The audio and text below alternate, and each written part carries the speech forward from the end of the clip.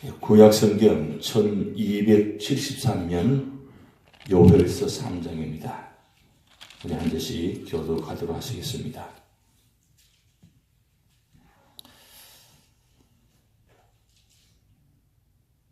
보라, 그날 곧 내가 유다와 예루살렘 가운데에서 사로잡힌 자를 돌아오게 할 그때에 내가 만국을 모아 데리고 여호사밧 골짜기에 내려가서 내 백성 곧 내 기업인 이스라엘 위하여 거기에서 그들을 심문하리니 이는 그들이 이스라엘을 나라들 가운데 흩어버리고 나의 땅을 나누었음이며 또 제비 뽑아 내 백성을 끌어가서 소녀를 기생과 바꾸며 소녀를 술과 바꾸어 마셨음이니라. 두로와 시돈과 블레셋 사방아, 너희가 나와 무슨 상관이 있느냐? 너희가 내게 보복하겠느냐? 만일 내게 보복하면 너희가 보복하는 것을 내가 신속히 너희 머리에 돌리리니 곧 너희가 내 은과 금을 빼앗고 나의 진귀한 보물을 너희 신전으로 가져갔으며 또 유다 자손과 예루살렘 자손들을 헬라 족속에 팔아서 그들의 영토에서 멀리 떠나게 하였음이니라. 보라, 내가 그들을 너희가 팔아 이르게 한 곳으로 데서서 일으켜 나오게 하고 너희가 행한 것을 너희 머리에 돌려서 너희 자녀를 유다 자손의 손에 팔리니 그들은 다시 먼 나라 스바 사람에게 팔리라. 여호와께서 말씀하셨느니라. 너희는 모든 민족에게 이렇게 널리 선포할지어다. 너희는 전쟁을 준비하고 용사를 격려하고 병사로 다 가까이 나와서 올라오게 할지어다. 너희는 보습을 쳐서 칼을 만들지어다. 낫을 쳐서 창을 만들지어다. 약한 자도 이르기를 나는 강하다 할지어다. 사면의 민족들아, 너희는 속히 와서 모일지어다. 여호와여, 주의 용사들로 그리로 내려오게 하옵소서.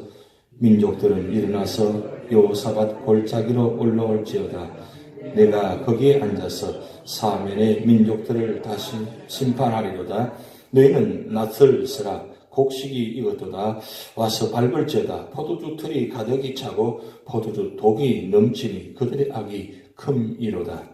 사람이 많음이여, 심판의 골짜기에 사람이 많음이여, 심판의 골짜기에 여호와의 날이 가까움이로다. 해와 달이 캄캄하며 별들이 그 빛을 거두리로다. 여호와께서 시온에서 부르짖고 예루살렘에서 목소리를 내시리니 하늘과 땅이 진동하리로다. 그러나 여호와께서 그의 백성의 피난처 이스라엘 자손의 산성이 되시리로다. 그런즉 너희가 나는 내 성산 시온에 사는 너희 하나님 여호와인 줄을 알 것이라. 예루살렘이 거룩하리니 다시는 이방 사람이 그 가운데로 통행하지 못하리로다.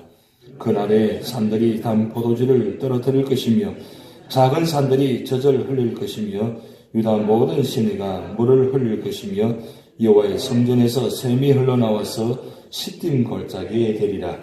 그러나 애굽은 황무지가 되겠고 에돔은 황만 덜이 되리니 이는 그들이 유다 자손에게 포악을 행하여 무지한 피를 그 땅에서 흘렸음이니라. 유다는 영원히 있겠고 예루살렘은 대대로 있으리라. 합독하시겠습니다. 내가 전에는 그들의 피 흘림을 당한 것을 갚아주지 아니하였거니와 이제는 갚아주리니 이는 여호와께서 시온에 거하심이니라. 아멘. 오늘 제2의 수요일을 합니다. 애쉬 웬즈데이. 오늘 회개하는 날입니다. 그런데 초대교회에서는 이 날을 어떻게 지키냐면 재를 가지고 종려나무 이 나무를 태워가지고 그 태운 재를 가지고 이마에다 십자가를 그리면서 너는 흙이니 흙으로 돌아갈지어다. 이렇게 십자가를 그리면서 그렇게 이 날을 기억하고 지켰다고 합니다. 오늘날은 그냥 의미로만 지키지만 제가 휴스턴에 있을 때 한번 그렇게 해보았습니다. 십자가를 앞에 놓고 큰 십자가를 놓고 큰 십자가 그다음 십자가 모양의 새 모양을 3개 놓고 죄를 놓고 그리고 한 분씩 나오셔가지고 십자가 앞에서 보고 묵상하고 그리고 그 죄를 본인이 십자가를 그리면서 너는 흙이니 흙으로 돌아갈지어다. 그렇게 의미를 가지고 수요 예배를 한번 드린 적이 있습니다. 굉장히 의미가 있고 또 특별히 더 사순절을 시작하는 의미가 그렇게 더 깊이 있으면서 생각납니다. 회개하는 날입니다. 왜 사순절을 시작할 때 회개부터 시작했느냐?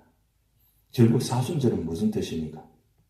40일 동안 주님의 고난을 기억하면서 이 사순절이 있었던 이유는 주님께서 나의 죄를 위해서 십자가를 죽으셨는데 우리가 주님만 십자가에 못 박히는 것이 아니라 오늘 우리가 이 죄를 기억하면서 회개하는 날, 그래서 죄를 뒤집어쓰는 마음으로 그렇게 애시 웨인즈데이 인을 지키는 그런 날입니다. 그러게 이번 사순절 기간 동안 이 사순절 기간만이라도 우리가 회개하며 또 주님의 은혜를 고난을 기억하며 그리고 말이나 행동이나 모습 속에서 절제하고 경건의 모습이 참 필요하다고 생각됩니다. 신학교에 가면 제가 학교 다닐 때 그 광나루 신학교 힐튼 호텔, 워크힐 호텔이죠. 옆에 있는 신학교가 있습니다. 제가 가는 학교. 장로신학대학교. 거기 들어가면 입구에 큰 바위에다가 그 글자를 두 글자를 써놨습니다. 경건과 학문. 이 단어를 써놨어요. 경건과 학문. 신학교는 경건해야 되고 학문을 배우는 자리다. 이 경건이 학문보다 먼저 앞에 있습니다. 학문과 경건이 아니고 경건과 학문. 왜 경건이 중요하냐? 바로 하나님이 거룩하신 분이니까 거룩하신 하나님 앞에서 먼저 신학교 학생들이 먼저 하나님을 만나고 하나님을 연구하는 것이 아니고 하나님을 만나는 겁니다. 신학교 3년 동안 다니면서 하나님만 연구하다가 끝나버립니다. 그래서 그런 말이 있어요. 신학교 1학년 시작할 때는 목회자로 들어와서 그리고 2학년쯤 되면 직분자가 되다가 장로님 권사님 되다가 그 다음에 신학교 3학년 졸업할 때쯤 되면 평신도가 된다. 그리고 졸업하게 되면 이것도 저것도 아니다. 뭐 그런 이야기가 회자가 이야기 있습니다. 왜냐하면 그만큼 신학교 처음 들어왔을 때 목회자가 되겠다고 그렇게 신학교 들어왔는데 3년 동안 다니다가 결국 신학교 졸업할 때는 목회자도 아니고 성도도 아니고 이건 믿음의 사람도 아니고 이상하게 졸업하게 된다는 거예요. 왜 그러냐면 학문에 너무 집중하다 보니까 하나님을 제대로 알지도 못하고 그렇게 졸업한다는 그런 의미가 있다는 겁니다. 그만큼 힘든 과정입니다. 우리가 교회에 들어올 때마다 어떤 마음으로 들어옵니까? 주님의 십자가를 바라보고 들어옵니다. 하나님 만나기 위해서 들어옵니다. 예배 드리고 나갈 때는 이 하나님의 십자가를 통해서 예수님 십자가를 통해서 은혜 받고 말씀을 은혜 받고 충만해서 세상에 나가서 이제 승리해야 되는데 오늘 찬송 불렀잖아요. 최후 승리를 얻기 위해서 우리는 가는 거예요. 그런데 승리는 고사하고 나가면서 실패하고 나가버리는 그러면 안 되잖아요. 문을 열고 들어올 때는 은혜 받기 위해서 들어왔는데 문을 열고 나가면서 다 은혜 다 쏟아버리고 나가면 그게 예배가 아니잖아요. 그렇기 때문에 우리가 이 사순절 기간 동안 정말 우리 경건한 모습, 주님의 권하는 모습, 십자가의 모습, 그래서 십자가만 생각하고 십자가만 바라보고 그리고 십자가 앞에서 우리가 엎드리는 그 모습. 그래서 우리 모든 죄가 과거에서 이루어지는 것 자꾸 답습하지 않고 반복하지 않고 지금까지 살아온 모습들 어떤 모습이든 간에 이 사순절 기간 동안 우리 모든 죄를 다 회개하고 다 내려놓고 이제는 진정한 믿음의 성도, 진짜 성도로서 살아갈 수 있는 그 자리. 그래야 우리가 이제 하나님을 만날 수 있잖아요. 하나님 만나는 날이 가까워져 가는데 우리 모습 자꾸 바뀌지 않고 과거의 모습만 갖고 있고 자꾸 그것만 붙들고 있다면 어떻게 되겠어요? 그래서 오늘 찬송 불렀습니다. 십자가만 붙들으려고 그랬어요. 내 자존심, 내 과거 그런 거 다 붙들고 있지 말고 그 붙들고 다 이제 내려놓고 십자가만 붙들으라는 거예요. 여러분 철로역정을 읽어보셨는지 모르겠습니다. 크리스찬이 그 천국 도성을 향해서 가는데 그 어깨에 엄청난 무게의 짐을 지고 갑니다. 이거 어떻게 하든지 벗어보려고 해도 안 벗어져요. 그런데 놀라운 것은 십자가 앞에 서게 되니까 십자가 앞에 서는 순간 이 무거운 짐이 굴러 떨어지는 그 장면이 나와요. 결국 우리 십자가는 우리 모든 짐을 다 이제 내려놓는 자리인데 여러분 십자가는 어떤 자리입니까? 못이 박히는 자리예요. 못이 박히는 자리. 못을 박는 이유가 무엇입니까? 죽는다는 뜻입니다. 한 번 못이 박힌 것이 아니라 세 자리, 주님 양손 양발에다가 세 못이 박힙니다.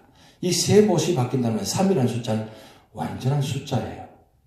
완전히 십자가의 못이 박힘으로 죽는다는 뜻이에요. 그래야만 예수님께서 죽으셔야만 우리 죄의 문제를 해결하신 자이기 때문입니다. 그래서 이 사순절 기간 동안 내 생각, 내 모든 것을 다 뭐요? 말씀의 십자가로 무슨 못을 박아야 돼요.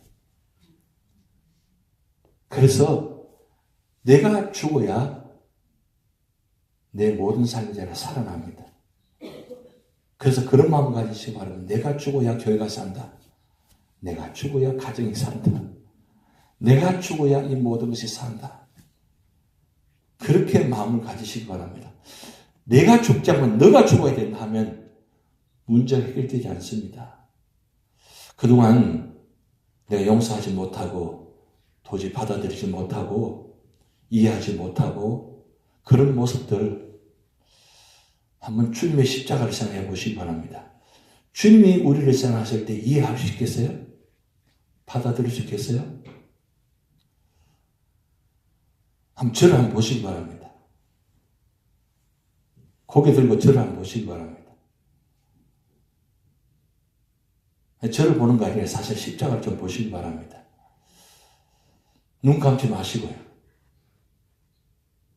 왜냐하면 이 시간만큼이라도 우리가 십자가를 좀 보셔야 돼요. 교회에 들어와서 우리 눈을 뜨고 십자가를 보셔야 돼요. 왜 십자가를 봐야 되느냐? 십자가는 나를 위해서 있는 존재입니다. 나를 위해서 저 십자가가 있습니다. 제가 한 제자훈련 시간에 그런 말씀 드렸습니다. 다른 종교를 이야기하려고 하는 이유가 다른 뜻은 아니지만 보면 십자가 예수님이 올라가 있는 장면이 있잖아요. 주로 천주교에서 저는 많이 그렇게 하는데 십자가 예수님이 올라가 있어요.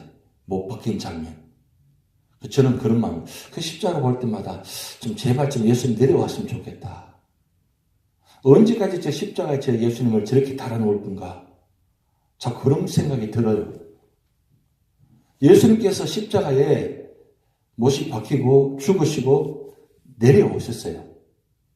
내려오시고 그리고 3년 만에 부활하셨어요. 만약에 예수님께서 십자가에 죽으시고 내려오지 않다면 어떻게 되겠어요?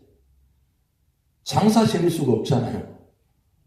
장사 지내야 되는데 장사를 지내야만 그 다음에 그 부활이 이루어지는데 장사 지내지 않고 자꾸 십자가에만 매달려 놓으면 어떻게 될 것 같아요? 안 되잖아요. 그러니까 십자가에 못 박혔다는 것은 죽었다는 뜻이고 내려오셨다는 뜻은 완전히 제 문제를 해결하신 뜻입니다. 그게 우리 삶의 자리 모습이고 사순절의 모습입니다.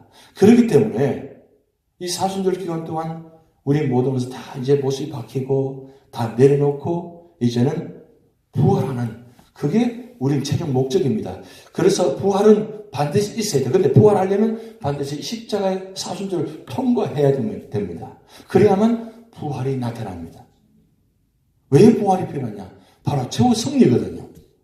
그런데 어떻게 보면 이 사순절은 고난의 과정입니다. 징계의 과정입니다. 제가 이렇게 말씀드리는 이유는 뭐냐면 지금 요리서 3장은 하나님께서 요리 선지자들을 보내셔가지고 앞으로 남유다가 하나님께 돌아오지 않으면 반드시 하나님께 징계하시겠다. 그 말씀을 계속해서 반복해서 말씀하셨습니다. 그런데 징계가 있음에 불구하고 이 남유다 백성들은 결국은 어떻게 되느냐? 하나님께 돌아오지 않았습니다. 그래서 586년에 605년부터 597년 그리고 580년에 이 바벨을 통해서 1차, 2차, 3차를 통해 가지고 하나님께 징계하십니다. 징계하셔서 이 남유다를 멸망시키십니다. 완전히 멸망시킨 건 아니죠. 70년간 이제 포로로 잡혀가게 하십니다. 그 모습을 오늘 요일서 3장에 1절부터 기록해 놓았습니다. 그런데 이 바빌론이 이 남유다를 징계할 때에 그 징계한 모습을 어떻게 징계했는지 말씀을 자세히 기록해 놓았어요. 어떤 모습으로 이 바빌론이 남유다를 징계하는지. 그런데 그 징계한 모습을 하나님은 기억하고 계신다는 거예요. 바빌론은 이 남유다를 침공할 때 2차, 2차, 3차 할 때 많은 사람을 죽였습니다. 그리고 심지어는 성전의 기구들을 그들은 바벨론으로 옮겨갔습니다. 성경의 표현은 옮겨갔다고 합니다. 그런데 바벨론 입장에서는 옮겨간 것이 아니라 탈취한 겁니다.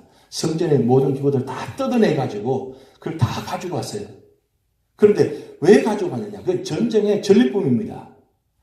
그 나라를 점령할 때 가장 귀한 것, 가장 중요한 것을 다 뜯어내서 가져가는 것이 그때 당시 일반적인 전쟁의 모습입니다.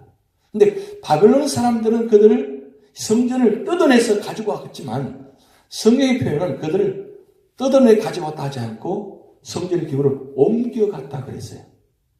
옮겨갔다. 그런데 여러분 아시겠지만 우리가 호세아를 통해서 말씀 보았습니다만은 또 이사야 예레미야를 통해서 말씀 보셨지만 그들이 가지고 간 성전 기구들을 마지막에 어떻게 했느냐? 느부갓네살 다음 벨사살 왕 때 그 성전의 기구들을 가지고 어떻게 했습니까? 거기다가 술을 부어서 마셨습니다. 하나님은 그걸 다 눈여겨보시고 기억하시는 거예요.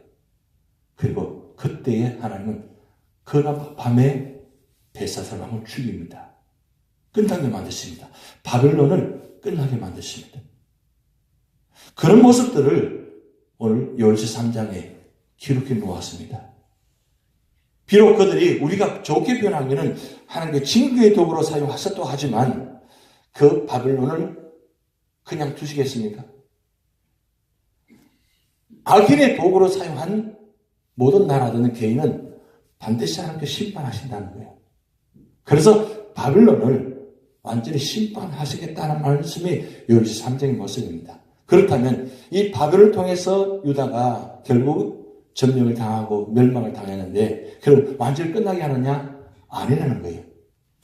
이 남유다를 회복시키겠다. 회복시켜서 536년에 70년 만에 돌아오게 한다는 이 말씀을 후반절에 기록해 놓았습니다. 하나님 택한 백성은 반드시 돌아오게 하신다는 겁니다. 그리고 구원하신다는 뜻이 있어요. 근데 이 중요한 건 돌아오게 하는 사람들은 누구냐? 바로 믿음으로 끝까지 지킨 남은 자들이에요. 아무나 돌아오게 하신 거 아니라 끝까지 믿음을 지킨 자. 여러분 전쟁 가운데 죽음을 모면하고 포로로 잡혀갑니다. 그리고 포로로 잡혀가서 그 바벨론 땅에서 70년을 살아갑니다. 살아남기 힘듭니다. 근데 끝까지 믿음을 지킨 사람은 그 믿음의 후손들이 결국은 70년 만에 돌아오게 됩니다. 그런데 여러분 말씀 보면 10절 말씀 한번 보시기 바랍니다. 10절 말씀 보면 너희는 보석을 쳐서 칼을 만들지어다 낫을 쳐서 창을 만들지어다 약한 자도 이르기를 나는 강하다 할지어다. 요즘 성경책이 좋아서 성경책 곧 10절 밑에다가 관주가 하나 붙을 겁니다. 이사야 2장 4절, 미가 4장 3절 여러분 있습니까? 그 표시 9절 나오실 겁니다. 이게 왜 제가 말씀드리냐면 여러분 유엔본부에 가면 유엔본부에 가보신 적이 있으면 모르겠습니다. 유엔본부에 가면 유엔본부 앞에 한 동상이 있어요. 그 동상인데 그 동상 모양이 어떤 모양이냐면 이사야 2장 4절하고 미가 4장 3절 말씀을 근거해서 그 앞에 동상을 만들어 놓았어요. 유엔본부 앞에. 어떤 모양이냐면 망치를 들고 칼을 부수는 장면이 있어요. 그 동상 모양이. 왜 그렇게 했을까요? 그는 상징적으로 전쟁이 없는 평화를 추구하기 위해서 동상 그 자리에 만들어 놓은 거예요. 유엔본부가 하는 일이 뭡니까? 이 지구상의 모든 나라가 전쟁이 없는 나라, 평화가 있는 나라. 그래서 유엔본부 앞에다가 그 동상을 만들어서 세계 모든 사람들이 이 동상을 보면서 망치를 들고 칼을 다 부숴버리는, 칼을 갈아서 전쟁 도구로 사용하는 게 아니라 칼을 다 부수어서 평화의 나라로 만든다는 그런 뜻이에요. 굉장히 의미가 있죠. 여러분, 유엔본부 앞에 그런 동상을 만들어서 하나님의 말씀을 가지고 세운 이유가 무엇입니까? 결국은 세상은 평화를 만들어내지 못합니다. 하나님이 주관하시고 역사하시는 평화가 이루어집니다. 온 세상 나라뿐만 아니라 교회나 가정이나 평화가 이루어지려면 우리 모든 들고 있는 칼 같은 이런 것 다 다 부수어야 돼요. 다 없애버려야 돼요. 그래야 평화가 이루어지는 거예요. 우리 내면 속에 있는 찌르는 칼같이 창같이 이런 모습들을 하나님의 말씀으로 다 부숴버려야 돼요. 다 부숴서 다 깨어서 정말 내 마음속에 평화가 이루어질 때에 그때에 평화가 시작되는 겁니다. 우리 모두가 다 그런 모습이 되어야 돼요. 여러분 사순절의 의미는 그겁니다. 평화를 위해서 하나님과 우리 관계, 나와 이웃 관계 평화를 위해서 화목제물이 되셨습니다.